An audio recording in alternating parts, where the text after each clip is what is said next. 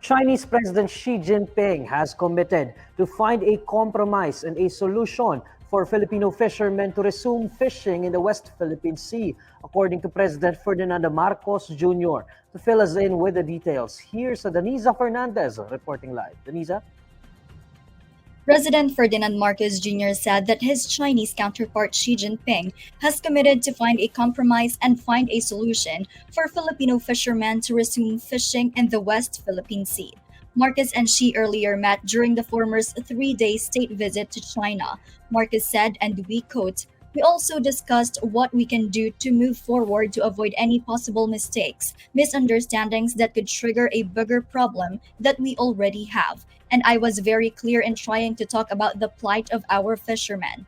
The president promised that we would find a compromise and find a solution that will be beneficial so that our fishermen might be able to fish again in their natural fishing grounds. End quote.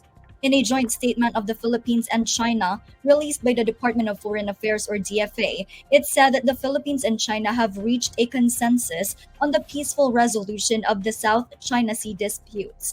Marcos and Xi held an in-depth and candid discussion on the contested South China Sea.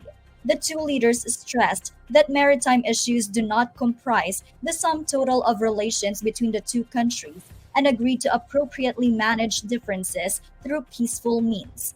Meanwhile, the Pambansang Lakas ng Kilusang Mamalakaya ng Pilipinas or Pamalakaya said that the Philippines does not need a compromise with China to ensure that Filipino fishermen can sail on and fish in the country's territorial waters. The group said that they do not need a compromise to address the plight of Filipino fishers as the country has legal and political claim over the territorial waters. Pamalakaya National Chairman Fernando Hicap said that China's illegal occupation of the Philippine seas has affected the income of fisherfolks in the country. Meanwhile, the DFA said that the two countries have agreed to resume oil and gas exploration in the West Philippine Sea.